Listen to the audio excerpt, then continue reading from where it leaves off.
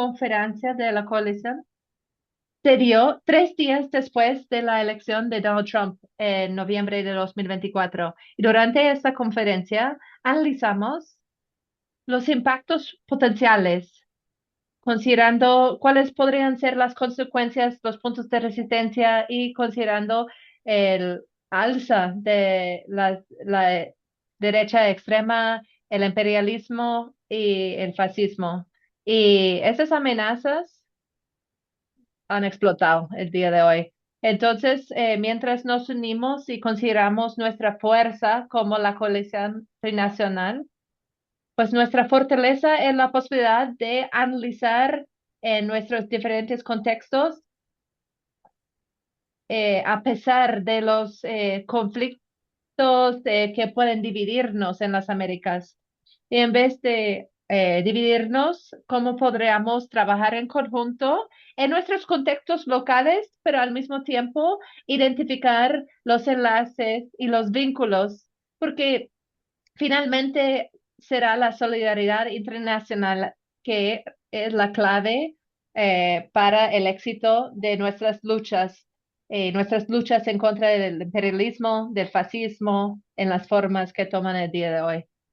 Entonces, me alegra que haya presencia de ponentes de 3 contextos diferentes, en 3 idiomas diferentes, para hablar sobre estos temas y me imagino que durante su plática van a poder identificar los enlaces entre nuestras diferentes luchas y también los enlaces en la solidaridad. Entonces vamos a escuchar de esos 3 ponentes. Cada uno tiene alrededor de 18 minutos y luego vamos a tener un espacio de preguntas y comentarios y tendremos muchas ganas de escuchar sus perspectivas.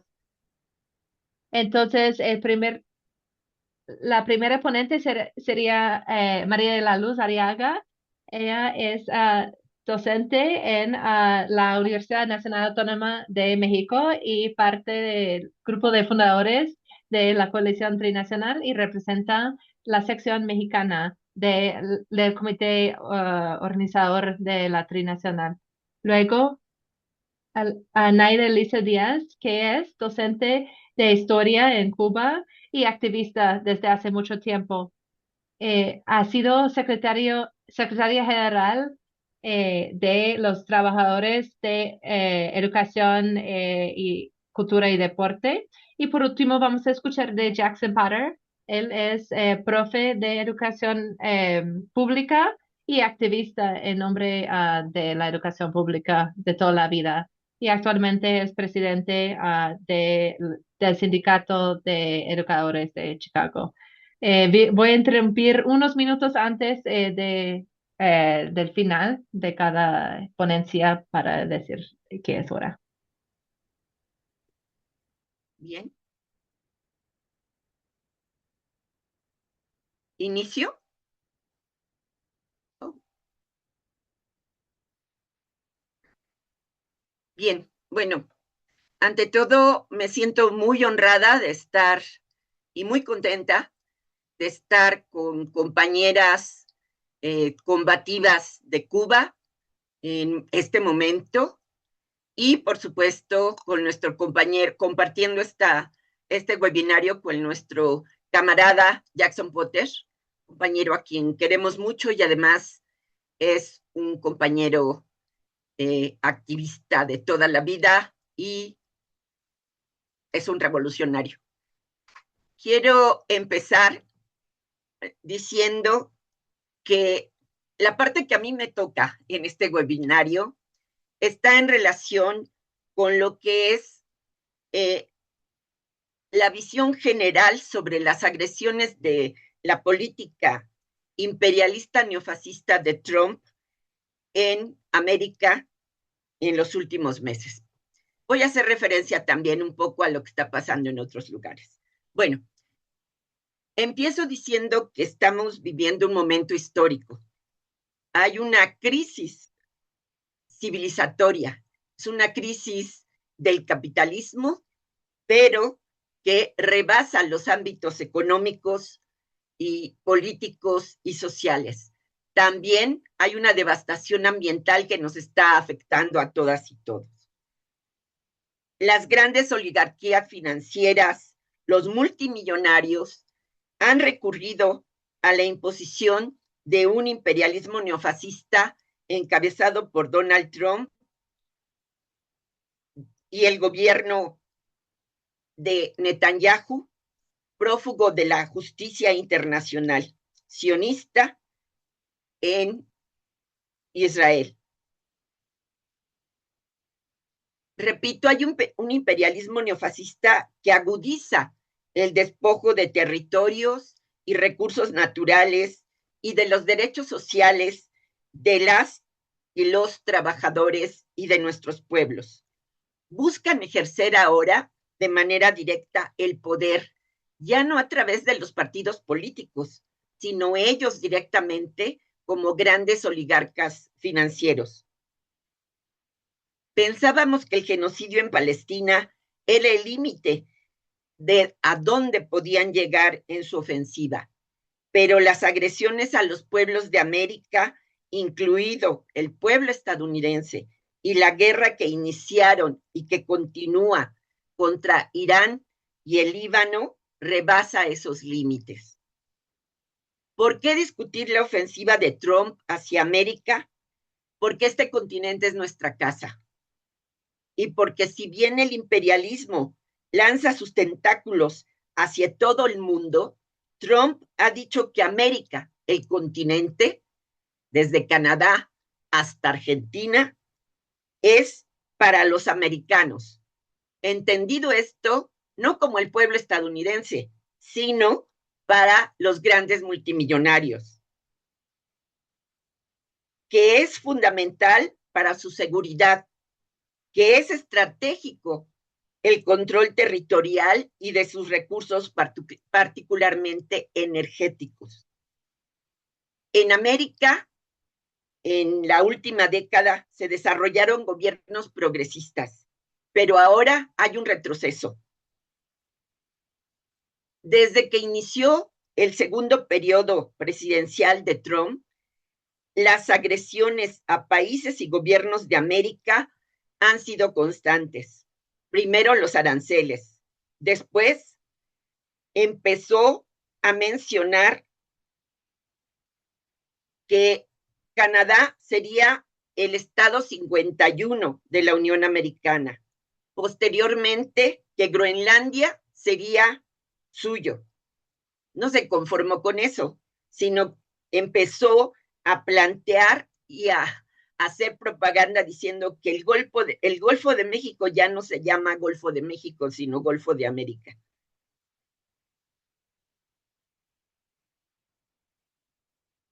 Creo que es importante colocar en el marco, en el contexto que estamos viviendo, que hemos sido testigos de cómo la política internacional de Trump rebasó las expectativas que teníamos.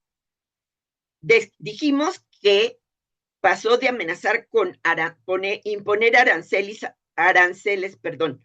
al comercio de numerosos países, buscando el control de sus recursos, imponiendo una política proteccionista que fortaleciera a los multimillonarios en Estados Unidos, y definió que el control de América es fundamental, buscando frenar la expansión comercial de China y la influencia de los BRICS, que son los países agrupados como Brasil, Rusia, India, China. Amagó con reclamar la devolución del Canal de Panamá. Pasó a amenazar a Canadá, como dije, de convertirlo en el estado 51. Quiso anexarse a Groenlandia. El asedio hacia México continúa, argumentando que el gobierno de México no combate al narcotráfico y que él, como el presidente poderoso que es, puede intervenir para meter orden. Incrementó las agresiones a Venezuela, asesinó a pescadores en sus aguas territoriales, bloqueó su comercio petrolero, hasta invadir a un país soberano sin importarle asesinar a 32 militares cubanos integrantes de la Guardia Presidencial, a 47 militares venezolanos y a 2 civiles para secuestrar a Nicolás Maduro, su presidente constitucional, y a su esposa, la diputada Cilia Flores, a quienes mantiene como rehenes en una cárcel de Nueva York. Incrementó el asedio a Cuba, cerrando el paso al suministro de petróleo a la isla, generando una situación de política genocida al privar a su pueblo de la posibilidad de acceder a energía para las necesidades básicas, alimentación, salud, acceso a agua potable, a educación, a transporte. Es mucho más que un bloqueo, es un genocidio a Cuba. Amenazó también al gobierno de Colombia, intervino en las elecciones de Argentina, en Ecuador, en Honduras, para fortalecer a sus gobiernos de derecha. Y como no se había visto en la historia reciente de Estados Unidos, instrumentó una guerra interna contra su pueblo. Empezó con los migrantes, pero ha agredido a toda la población, incluso asesinando a defensores activistas. Ha arrasado con derechos sociales, a educación, a salud, a alimentación. Desde el 28 de febrero del año en curso, junto con el gobierno de Israel, instrumentó una guerra contra Irán que se convirtió en la amenaza de una escalada de guerra, no solo en Asia Occidental, sino en otras regiones del planeta. Despertábamos asustados pensando en que podía estallar una bomba nuclear en cualquier momento. Ante su cálculo equivocado de poder tomar el control del gobierno de Irán y conseguir el apoyo de su pueblo para su invasión, la resistencia iraní logró una derrota a su guerra y lo obligó a negociar bajo los términos de Irán. Sabemos que no ha cumplido el pacto, pero está en esa negociación. Este freno a las ambiciones expansionistas del imperialismo neofascista de Trump y del genocida Netanyahu también se logra por las resistencias de los pueblos del mundo y la solidaridad internacional desplegada. Hoy navega hacia Gaza una nueva flotilla global Sumut con alrededor de 1,000 participantes, 100 embarcaciones de activistas y con activistas de 40 países. Además, llevan un barco especial con material para la construcción de una escuela. También se organizó en Porto Alegre, Brasil, los días 26 a 29 de marzo del año en curso, una conferencia internacional antifascista con asistencia de 2,000 participantes de 40 países. Conferencia muy importante como espacio de encuentro, aunque tuvo la limitación de no definir acciones a corto y mediano plazo. Al menos acordó la organización de 2 conferencias antifascistas regionales, una latinoamericana en Argentina y una en América del Norte, México, Estados Unidos y Canadá, en donde incluyen a Centroamérica.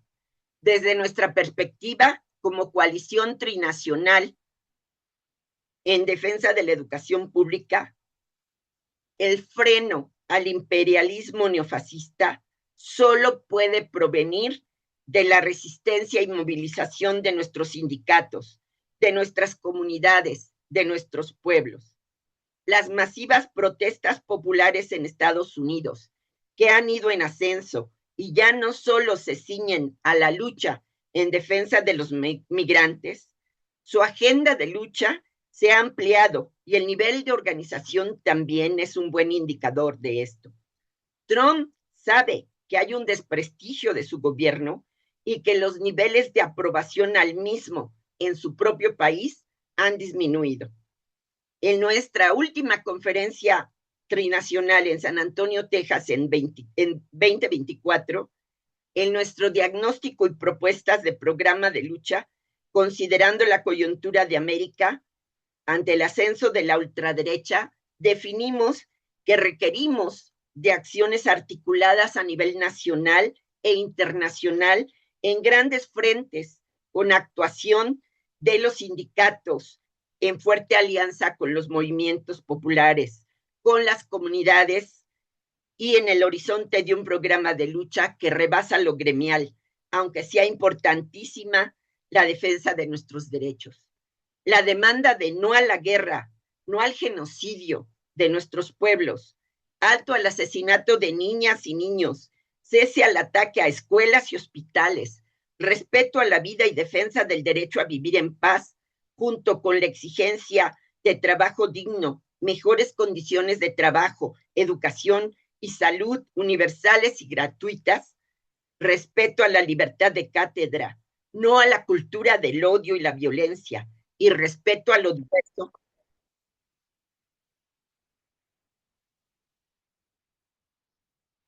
Tres minutos. Sí, y respeto a lo diverso nos unifican en cualquier lugar del mundo y envían un mensaje claro de resistencia y de lucha. Es muy importante que un tema que ya no pude desarrollar, pero creo que es muy importante en este momento, es cómo la educación está en el centro de las estrategias de la ultraderecha y, por supuesto, del imperialismo neofascista para poder tener en el control de los contenidos educativos y, e impedir una educación crítica y emancipadora. Eso les estorba y eso es a lo que tenemos que atender en este momento. Por eso es tan importante este webinario y por eso son tan importantes las articulaciones que podamos hacer a nivel nacional y a nivel internacional. Como dicen nuestros compañeros maestros y en muchos lugares de México, unidos venceremos. Gracias.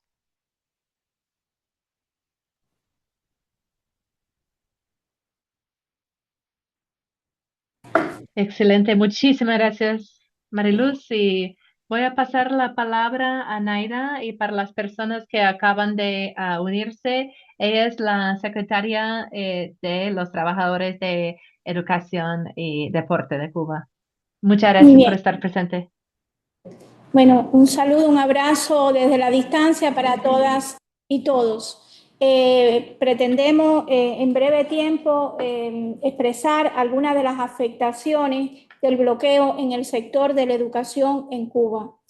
El bloqueo económico es un acto genocida de guerra impuesto unilateralmente por el gobierno de los Estados Unidos hacia Cuba desde 1962, a lo largo de más de 60 años, violando las normas del derecho internacional y obstaculizando el derecho económico de Cuba.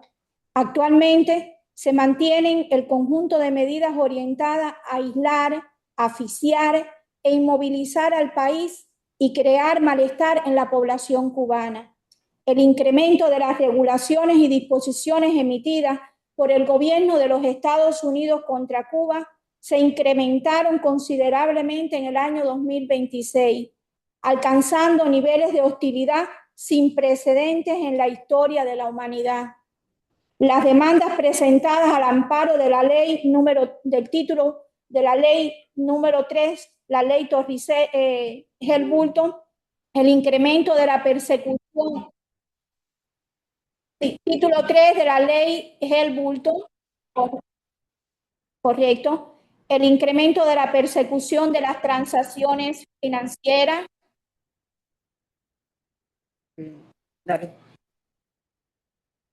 el incremento de la persecución en las transacciones financieras y comerciales a Cuba, el acecho e intimidación a las empresas que envían suministros de combustible al país, la campaña de descrédito contra Cuba, todo ello con el empeño de generar carencias malestar, escasez, sembrar el desaliento, la insatisfacción y provocar daños al pueblo cubano, así como obstaculizar las posibilidades del progreso económico en un escenario de grave crisis global.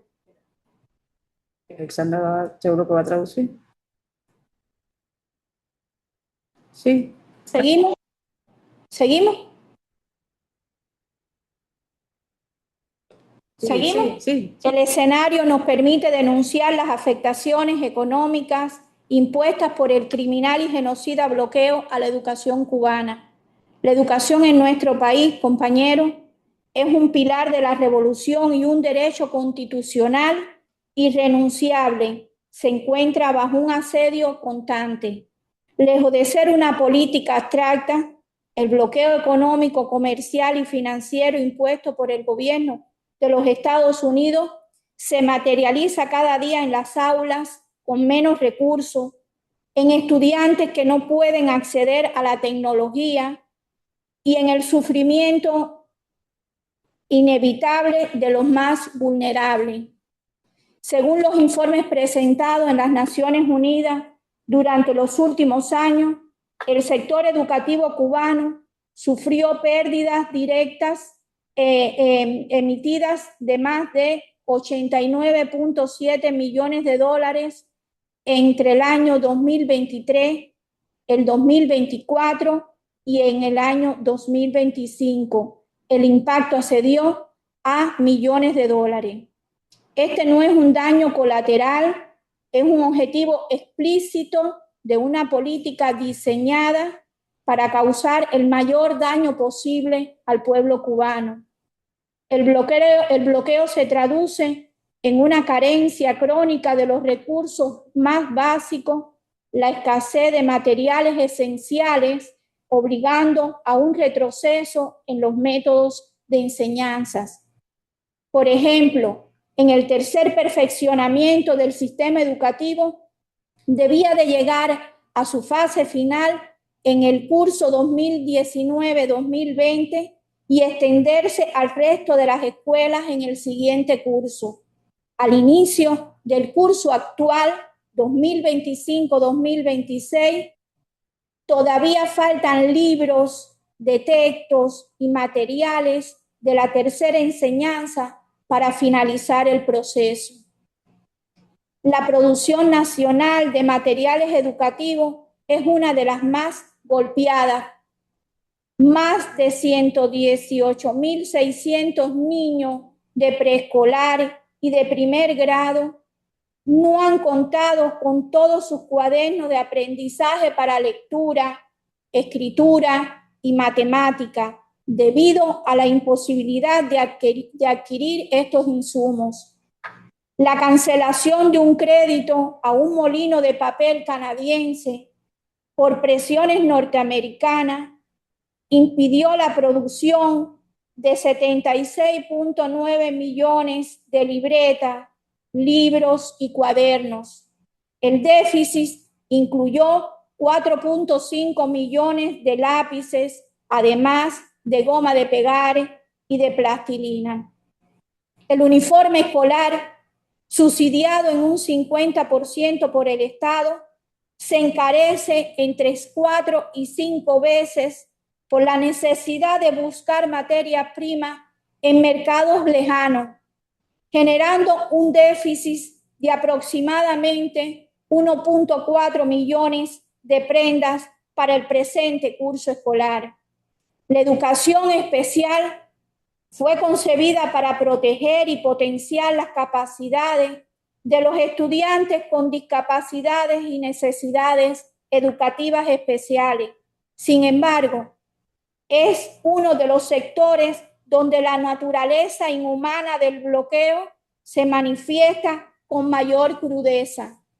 Las sanciones no distinguen entre objetivos económicos y la salud o el bienestar de niños y adolescentes, imponiendo un sufrimiento desproporcionado a quienes más necesitan apoyo. Las afectaciones específicas en este sector son un testimonio de la crueldad de esta política. Importar baterías y repuestos para prótesis auditivas es casi imposible ya que la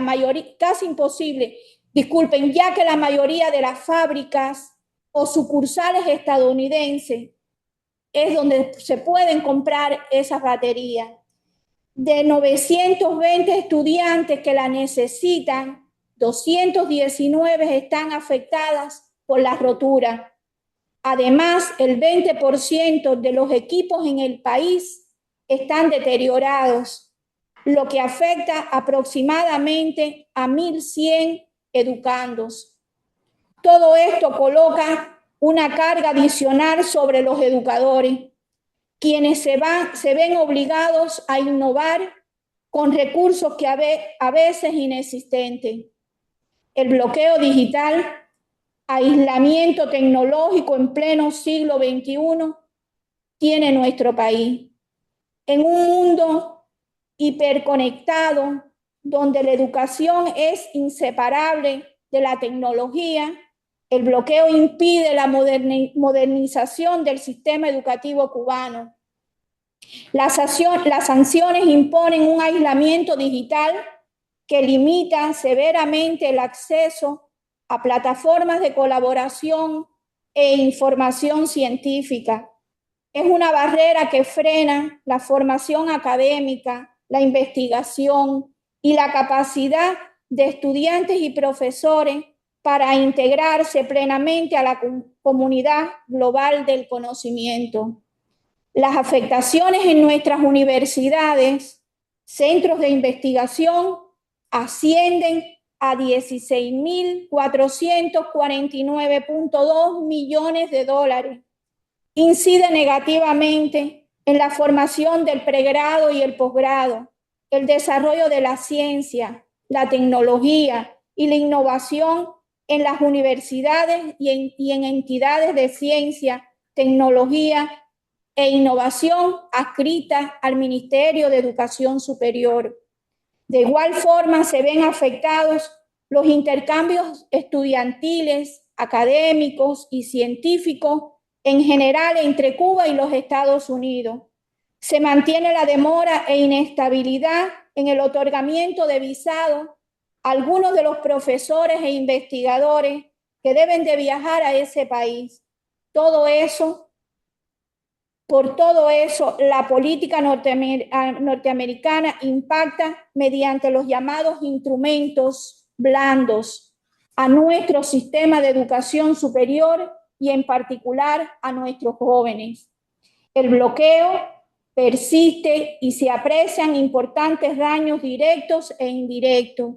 Se ven afectados los servicios que se brindan por los efectos del bloqueo económico, comercial y financiero, que se traducen en carencias diarias y consecuencias de que Cuba permanece sin tener acceso al mercado estadounidense y se dificultan las vías para obtener la base material de estudio y de vida, el mobiliario, el equipamiento imprescindible para llevar a cabo el proceso docente educativo con mayor calidad.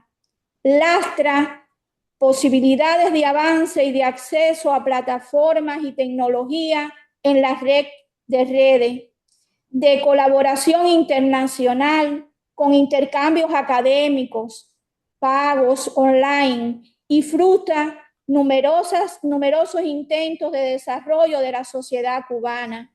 Camaradas, los educadores cubanos nos mantenemos firmes en cada una de nuestras escuelas y universidades, porque esa es la manera de defender la patria. Defender la patria es el mayor acto de amor y dignidad por nuestras raíces históricas, por nuestros niños, adolescentes y jóvenes, patentizando que por Cuba juntos creamos, porque la patria se defiende. Muchas gracias. Y ahí está aplaudiendo. Muchísimas gracias, Naida. y a todos sus Ah, colegas por sigo. su compromiso incansable a sus estudiantes, sus colegas y a su país. Entonces, para todos ustedes que están viendo el chat y que son de Canadá, yo compartí una oportunidad para hacer incidencia ante nuestro gobierno canadiense para apoyar al gobierno de Cuba y para luchar en contra de las acciones imperialistas de Estados Unidos. Entonces, voy a pasar la palabra a nuestro tercer ponente y para las personas que se acaban de unir, va a ser Jackson Potter, que es vicepresidente del sindicato de profesores de Chicago.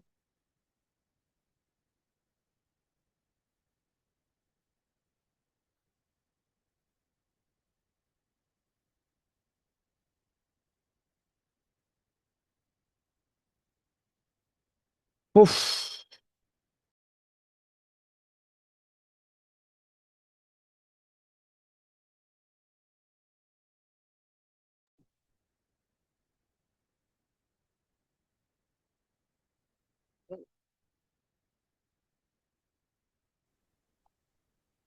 No sé si debo estar,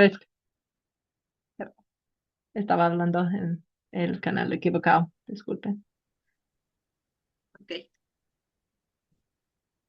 Em, la miseria que se está imponiendo en contra de los obreros y los trabajadores y el pueblo de Cuba es inhumano, es el resultado de un bloqueo ilegal y que viola a los derechos humanos.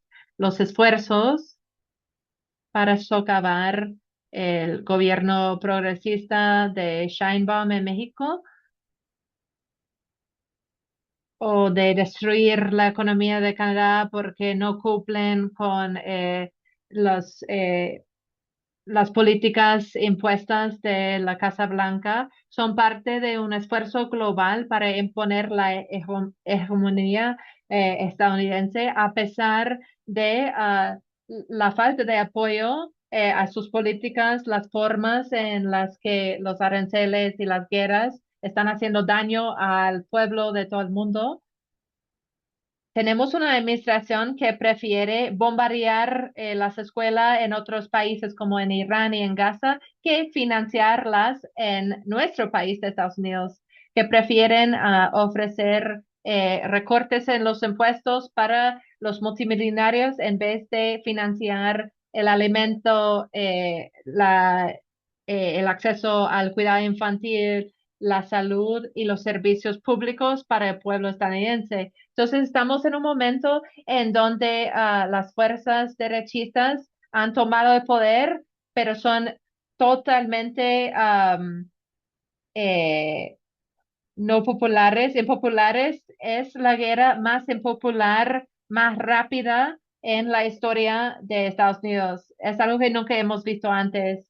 El imperialismo, la hegemonía, no son lo que eran antes. Hay muchas grietas en el escudo de Estados Unidos como superpoder y necesitamos unirnos como trabajadores de todo el mundo para decir que ya basta. No podemos permitir que los ricos y los nacionalistas cristianos pueden destruir el mundo, que pueden poner los embargos, que pueden llevarnos al colapso climático, a la guerra nuclear. Hay muchos peligros, pero también hay cada vez más voces que se oponen a eso, tanto en Estados Unidos como en todo el mundo. Entonces, en el 1 de mayo parece que va a ser 3 veces más grande que el año pasado en Estados Unidos y Unidos es donde se creó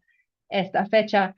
Va a ser movilización más destructiva. Los trabajadores están considerando eh, no ir a trabajo, no ir de compras y poner a prueba nuestra capacidad de parar a los más ricos y para ver si podemos eh, frenarlos de destruir lo que queda de la democracia. Entonces, como los trabajadores de Chicago estamos buscando liderar eso, eh, la el sindicato, la Federación de Labor se ha sumado. Lo hemos visto también que el comité organizativo de No Kings, No Reyes se ha sumado, diferentes organizaciones de derechos civiles se han sumado. Entonces, es un esfuerzo que está juntando a más grupos de lo que hemos visto en los últimos años en Estados Unidos. Son movimientos que están creciendo. Parece que Trump y sus amiguis tecnológicos y ricos eh, que ganaron la Casa Blanca están trabajando en conjunto. Es el gabinete más rico en la historia de Estados Unidos, pero están por perder una cantidad épica de asientos en la Cámara. Su popularidad ha bajado muy fuertemente.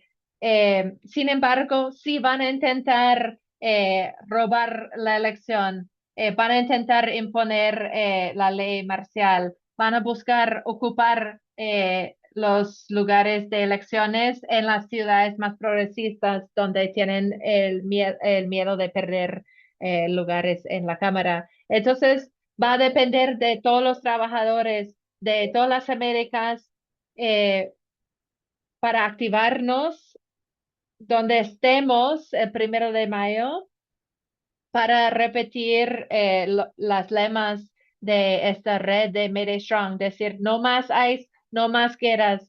Queremos imponer impuestos para los multimillonarios. Tenemos que pagar los servicios básicos para los más pobres. Queremos expandir nuestra democracia, no permitir que se destruya.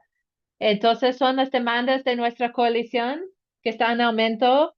Es ahora o nunca porque tenemos mucho en el juego. Es un loco que se ha demostrado dispuesto a destruir el mundo, a matar a miles de personas, a hacer agresiones en contra de países de forma ilegal, incluso cuando es al daño de Estados Unidos. Entonces, son decisiones que van en contra de los intereses de todos los trabajadores, de todas las familiares, de todas las familias. Estamos en solidaridad con nuestros compañeros cubanos que están presentes aquí, con nuestros compañeros en México y que nuestros compañeros en Canadá. Les agradecemos mucho por la solidaridad y esperamos que podamos seguir construyendo este movimiento en contra del fascismo y el autoritarismo. Muchas gracias. Gracias, Jackson. El movimiento que han ido construyendo con Mayday Strong y en todos los Estados Unidos es tan importante. Yo estaba revisando una parte de la declaración de la conferencia que Mariluz mencionó de Brasil. Una cosa que mencionaron es que las fuerzas que luchan en contra de la derecha son diversas, tienen diferentes análisis, tácticas, estrategias, alianzas y políticas propuestas. Es importante reconocer estas diferencias, pero unir nuestras luchas en contra de nuestro enemigo en común.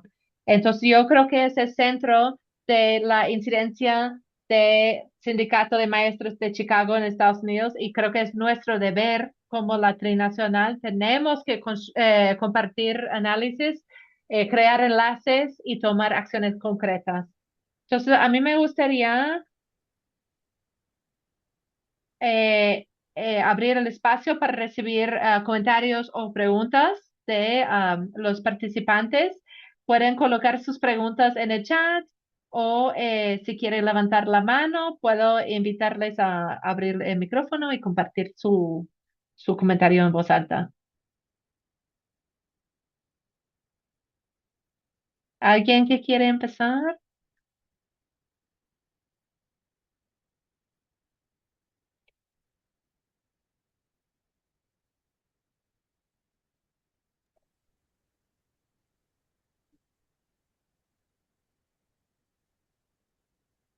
Vea, Alexandra, Naira tendrá que salir bastante pronto. Entonces, si alguien tiene una pregunta específica para nuestras colegas en Cuba, eh, sería importante hacer la pregunta ahora para que puedan participar.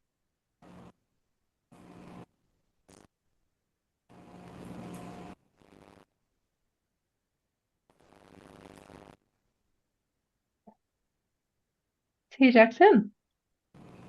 Sí, me pregunto, para las personas que están en Estados Unidos y que se sienten apenados ante las acciones de nuestro gobierno y la forma en la que está haciendo daño al pueblo de Cuba y que han hecho daño al pueblo de Cuba durante las últimas décadas, ¿cuáles son maneras que podríamos apoyarlos y apoyar a todas las personas que están luchando para alcanzar sus necesidades? Entonces, ¿cuál es nuestra posibilidad de tomar acción como personas de Estados Unidos en apoyo?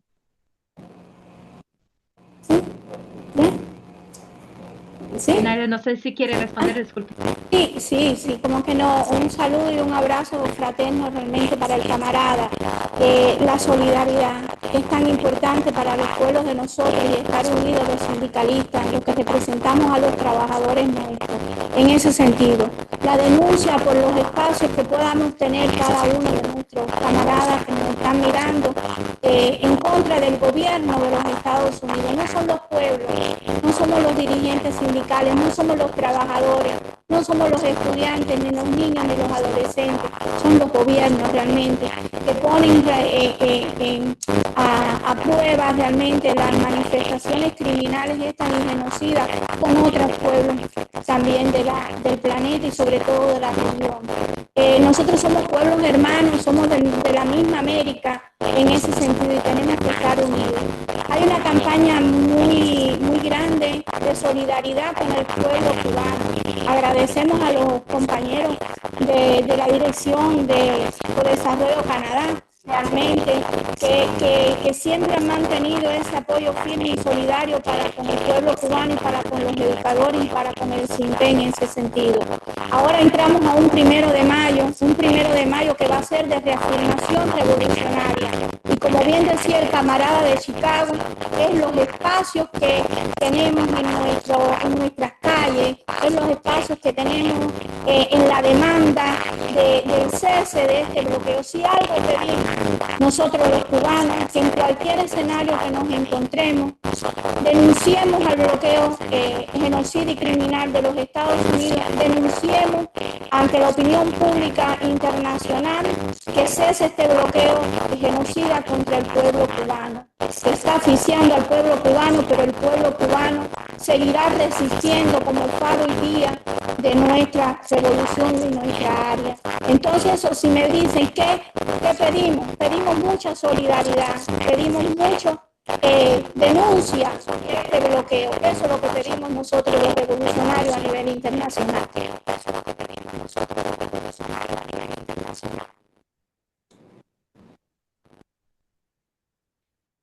Muchísimas gracias. También veo que alguien más tiene la mano levantada. Eh, pero no sé cómo se dice su nombre. Creo que es Encarnación. Puede abrir su micrófono. Sí, quería preguntar si en qué medida el bloqueo y las carencias tecnológicas que están teniendo en sus instituciones educativas puede de alguna manera demeritar el servicio y la preparación de los médicos cubanos que van en brigada a otros países. Está haciendo referencia al sector de la salud específicamente. ¿Es así? Sí, así Ajá. es.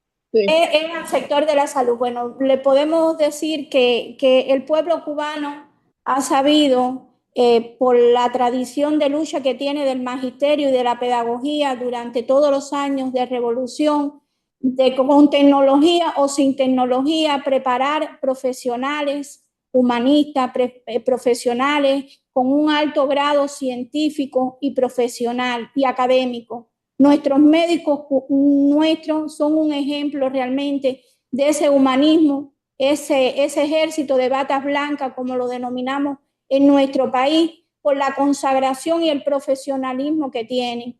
Estudian mucho todos los días, sin la tecnología, con los libros, con las maneras que nos ha permitido realmente este bloqueo, porque tenemos que decirnos así, a ser más creativos, a ser más innovador, a ser más iniciativas que podamos tener nosotros los cubanos de crecernos ante las carencias que podamos tener. ¿Que incide? Sí incide, pero nosotros cada día más buscamos las maneras de poder seguir preparando a todos nuestros profesionales. Y si una conquista tiene este proceso revolucionario, es la capacidad que ha tenido de formar profesionales dignos, humanistas y con alto grado de preparación profesional y científica en ese sentido.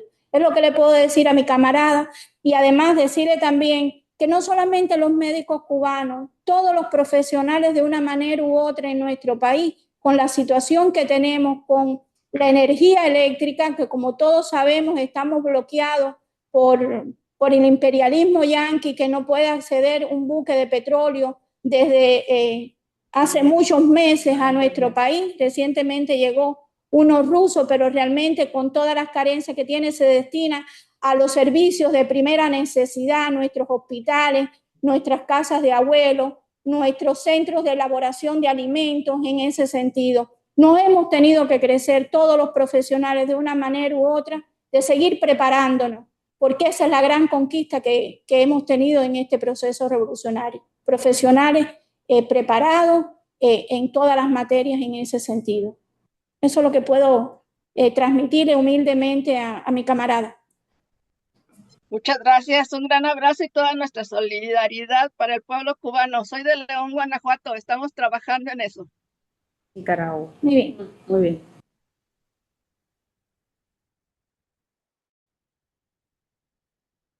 Muchísimas gracias. Y bueno, hace unos años, durante una delegación del 1 de mayo que fuimos a Cuba, a La Habana, algo que llevé conmigo de esa experiencia es que salía muchas veces la palabra innovación. Entonces, en Canadá, cuando hablamos de la innovación, muchas veces es un concepto neoliberal que va a ser tal empresa de tecnología. En cambio, en Cuba, esta palabra fue enraizada en lo que hacían los profesores y qué iban a hacer para alcanzar las necesidades de sus estudiantes. Entonces, he tenido esta idea en mente para replantearme este concepto, esta palabra, ¿qué podemos hacer para apoyar a nuestros estudiantes? Muchas gracias por eso. Y hubo una respuesta un poco, o una pregunta un poco similar. En el chat se hizo la pregunta. ¿Qué impacto han tenido los envíos de ayuda de México a Cuba? Supongo que ayudan en algo, pero no sé cuál ha sido el impacto. Yo creo que ustedes mencionaron que sí han habido envíos que se han dirigido a los sectores que tienen más urgencia, más necesidad urgente. Entonces, no sé si quieren agregar algo al respecto. Sí, quisiéramos, en primer orden, el agradecimiento por la solidaridad de todos los pueblos que siguen y de todas las organizaciones gremiales, sindicales, activistas, sociedad civil, todos para con el pueblo cubano, por las diferentes vías que utilicen en ese sentido. Y al pueblo mexicano, un pueblo hermano, realmente todo lo que está haciendo en ayuda alimentaria y ayuda de otra índole también al pueblo, todo eso va hacia los más vulnerables, hacia nuestros centros donde tenemos los círculos infantiles, o sea, la primera infancia, los más pequeñines que tenemos en nuestras escuelas, va hacia los hospitales, va hacia los círculos de abuelos, o sea, hay un control bien riguroso. Y quiero decirlo aquí, mis queridos camaradas, porque el enemigo está utilizando las redes sociales para desacreditar al gobierno revolucionario de la Revolución Cubana, mintiendo y creando realmente fabricando opiniones, fabricando escenarios acerca de todos estos donativos. Y les puedo asegurar que van hacia donde tienen que llegar en ese sentido. De igual manera, el pueblo cubano, en nombre como representante del pueblo, educadora, de los que estamos con la tiza en la mano, caminando las calles, todo eso, el agradecimiento que tiene el pueblo cubano para con todos ustedes. De verdad, ¿qué más podemos decir? nos quieren asfixiar, pero no van a lograrlo. Nosotros agradecemos y seguiremos agradeciendo esta ayuda internacional, pero nos vamos a mantener firmes. De eso sí pueden estar convencidos, que con o sin el bloqueo Cuba resistirá esta revolución por muchos años. Y entonces muchos corazones que me están poniendo, pero el alma y el corazón de estas dos cubanas, en representación de los educadores, en representación del sindicato de los trabajadores de la educación, la ciencia y el deporte en Cuba, le transmitimos siempre que estaremos eternamente agradecidos por todo lo que hacen para con nosotros. Y los invitamos a romper el cerco ese del enemigo, que no quieren que vengan para acá otros turistas que vengan a conocer a Cuba. Nos están frenando por todos los lugares. Vengan para este 1 de mayo, vengan para el encuentro de solidaridad el día 2, que lo vamos a hacer, donde todos podemos exponer en el Palacio de Convenciones nuestras experiencias y nuestra solidaridad y nuestra firmeza desde cada uno de nuestras posiciones ideológicas, pero sobre todo manteniendo la unidad de los educadores de la región en este sentido. Es lo que le transmitimos con mucha firmeza y con mucho amor de verdad y mucha sinceridad.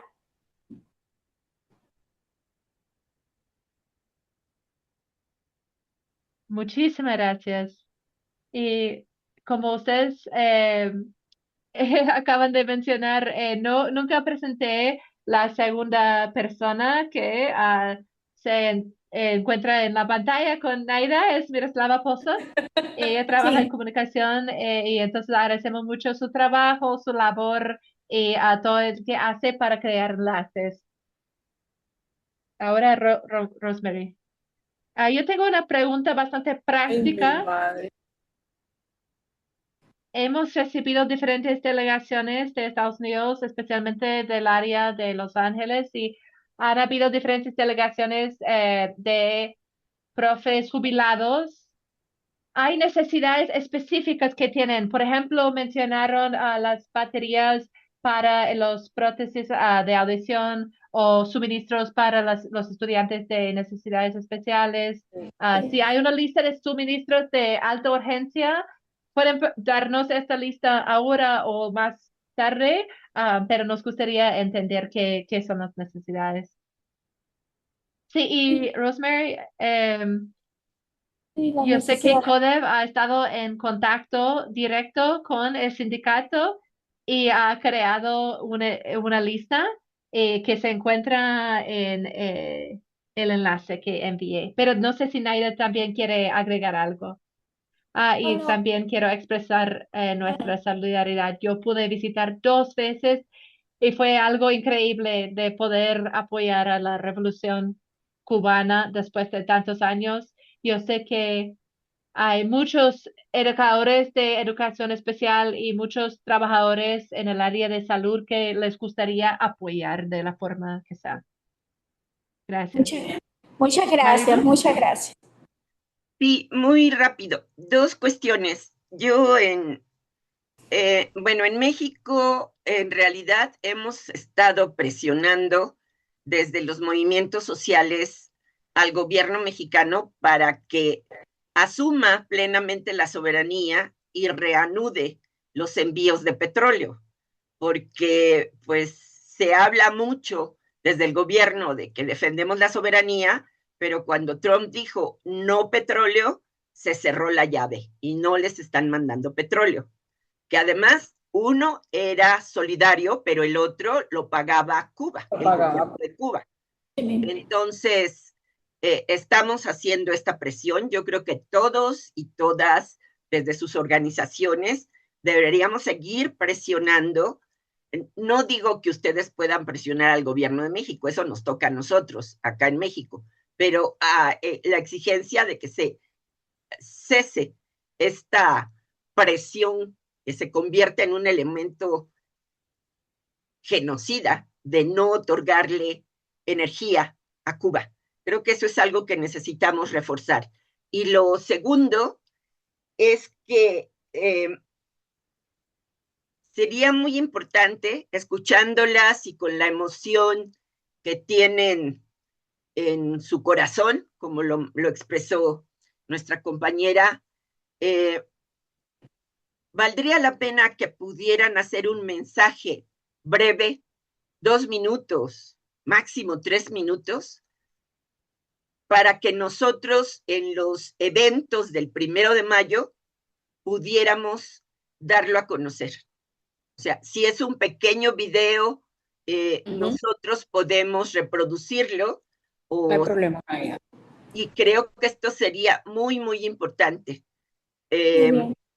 Porque, bueno, por ejemplo, presentarlo en el evento del 1 de mayo en Chicago y en los otros lugares de Estados Unidos, creo que sería fundamental. Pero nosotros también podemos hacerlo en México, que también vamos a tener movilizaciones el 1 de mayo.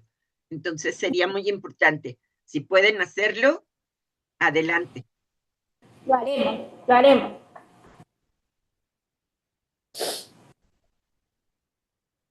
¿Ya? ¿Sí?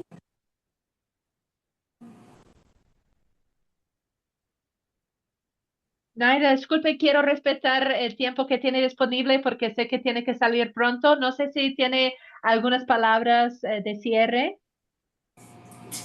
Oye, el abrazo y el video, y el abrazo bien grande y el video y el agradecimiento de habernos permitido la oportunidad de poder expresar este sentimiento y este sentir que es el de los educadores y del pueblo cubano. Siempre agradecido por todos los que están ahí, por lo que hacen para con nosotros. Cuba resistirá, siempre. Entonces, un abrazo y vamos a hacer el video y vamos a seguir manteniéndonos unidos, que esa es la palabra de orden, unidad entre todos, es lo que pedimos. Dentro de la diversidad, unidad. Entonces, un beso, no sé si me permiten, porque tengo que salir, ya es de noche aquí en Cuba y tenemos que salir a coger carros. Entonces, si nos permiten, nos autorizan a poder retirarnos, lo hacemos, batalla. Sí, excelente. Muchísimas gracias por estar con nosotros. Gracias. Un abrazo Nuestra para solidaridad todos. con ustedes. Dale, agradecida siempre. Hasta la victoria siempre, compañeras. Hasta la victoria. Hasta la victoria siempre. ¡Viva Cuba Libre! ¡Viva! ¡Que viva nuestros pueblos de América! ¡Unidos! ¡Viva! ¡Viva!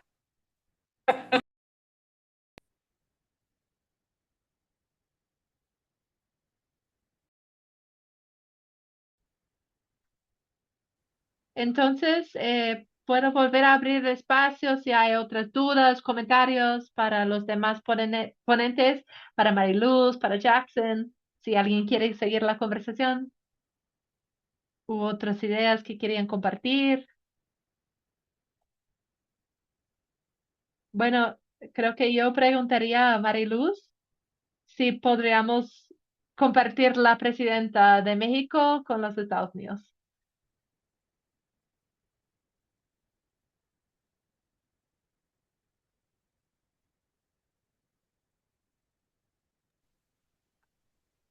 Creo que, no sé si anda por ahí Mirna, pero a lo mejor dice que te la regala. No es broma. Hola, por aquí estoy, pero no escuché. Es que Jackson dijo que si les prestamos a Claudia Sheinbaum como presidenta, y entonces yo dije que si andabas por aquí, porque a lo mejor decías que se las regalabas. Claro, Es con broma. moño. Voy a ir buscando un moño bonito para ponérselo. No, ya en serio. Nosotros, como saben, tenemos muchos años luchando para lograr que en nuestro país hubiera un cambio, una transformación en donde efectivamente la justicia social fuese una realidad.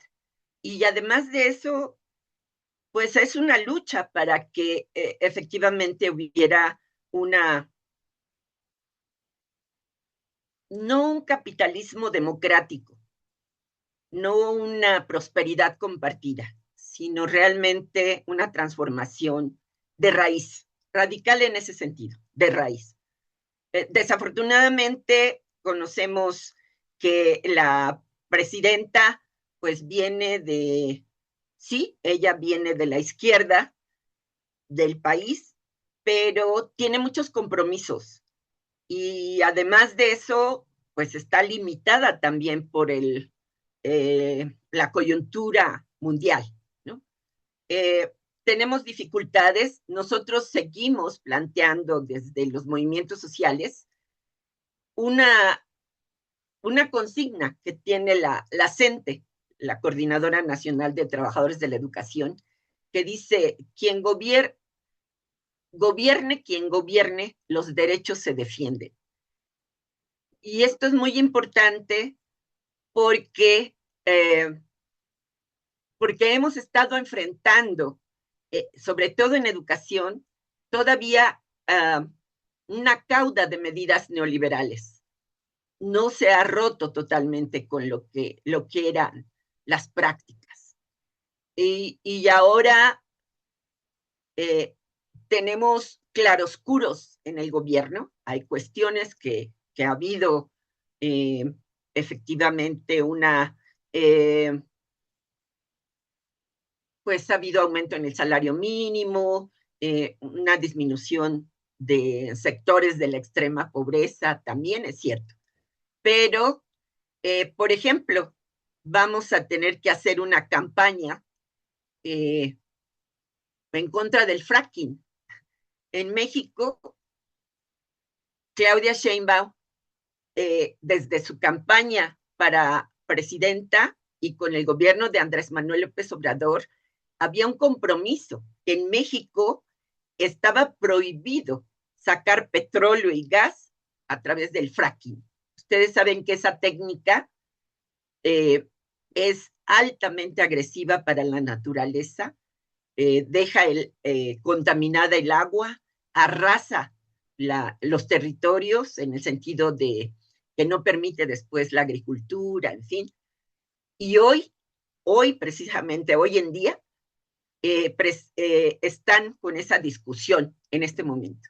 Están justificando que van a hacer un comité científico para que les digan de qué manera hacer el fracking sin que haya tanto daño ambiental, cosa que eso no existe.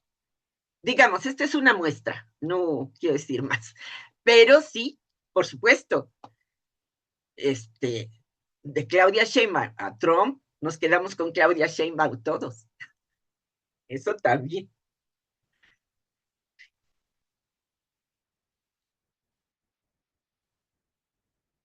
Gracias, Mariluz.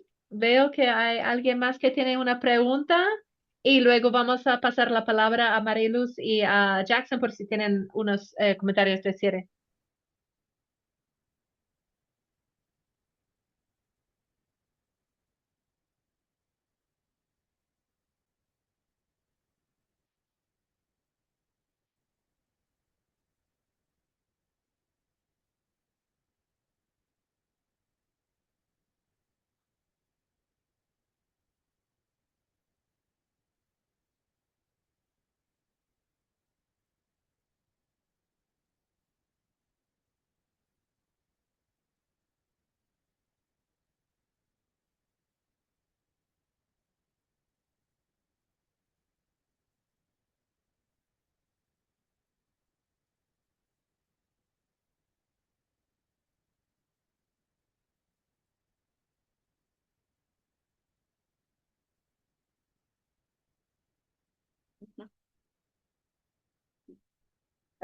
André, ¿quieres que responda ahora?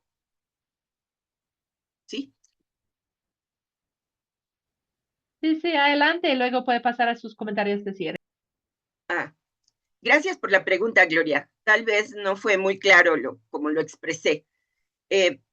Bueno, primero, como dijo la compañera de Cuba, México siempre ha sido, el pueblo de México y los gobiernos han tenido que seguir con la cercanía y el apoyo al gobierno de Cuba en contra del bloqueo. Eso siempre lo ha existido, históricamente. Y bueno, hasta enero de este año, todavía enero de este año, había dos tipos de envíos de petróleo a Cuba. quienes enviábamos petróleo a Cuba desde América Latina, desde América, no, sí, desde América Latina, éramos Venezuela y México. Éramos los dos países que proveíamos de petróleo. Cuba compraba petróleo, es decir, a México le pagaba por el petróleo, pero también hay una cantidad de petróleo solidario, que era un acuerdo que tenía el gobierno mexicano. Cuando Trump amenaza con que no va a permitir que ningún país venda petróleo a Cuba, el gobierno mexicano frena el envío de petróleo. Eso pasó a partir de febrero.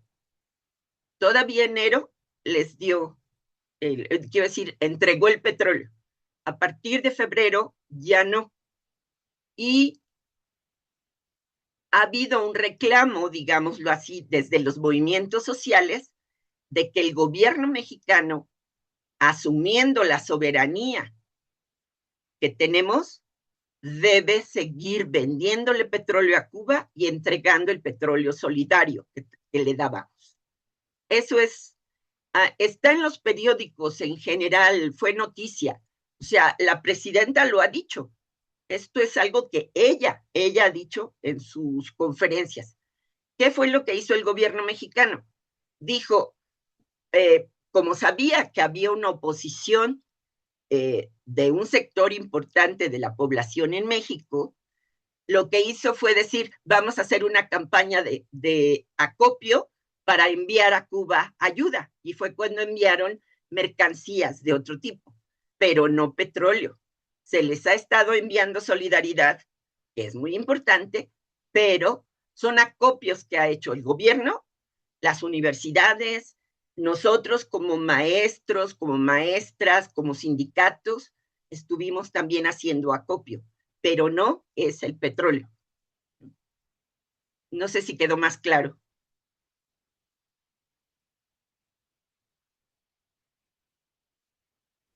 Muchas gracias, Mariluz. Y Jackson, hay una pregunta para usted en el chat. No sé si tiene algunas respuestas. La pregunta es, ¿en cuáles ciudades hay más movilización de los maestros para el 1 de mayo? Buena pregunta. Parece que entre 12 y 15 ciudades tienen comunidades sindicalistas que pueden movilizar actividades de no trabajo, no escuela, no compras, que sería de gran importe, similar a lo que vimos en el 3 de enero en Minneapolis. Dicho eso, hemos escuchado que en Carolina del Norte los profesores están tomando días de vacaciones, también en Chicago, también en Madison, Wisconsin. Entonces son diferentes áreas donde quizás son los trabajadores de servicios públicos, por ejemplo, en Atlanta, versus los educadores en las 3 ciudades que acabo de mencionar. Depende del lugar. Pero lo que sabemos es que las personas están agitadas, preocupadas, molestas, porque los precios ya salieron de control, la gente apenas están sobreviviendo entre un pago y otro, hay menos acceso a la salud y es cada vez más caro, el alquiler es cada vez más caro. Además, una guerra que nadie quiere.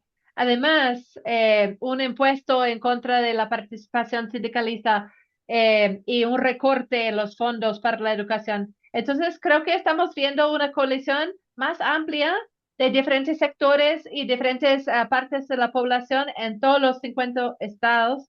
Yo creo que es el modelo de una buena organización, que no vamos a pararnos, que vamos a seguir construyendo, que vamos a transformar las cosas que ya eran problemáticas, que nos llevaron a donde estamos. Y a través de transformación podemos asegurarnos que tengamos acceso a nuestras necesidades de cuidado infantil, de educación, de salud para todos, que los derechos humanos son para todos, que estamos construyendo los hospitales, no barbaneándolos, construyendo vivienda, no destruyéndola.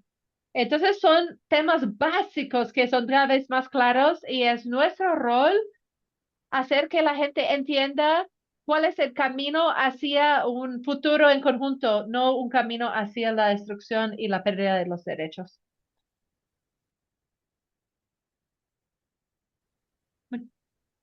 Muchas gracias, Jackson. Yo creo que vamos a cerrar aquí. Entonces, quiero agradecer a todos por su presencia.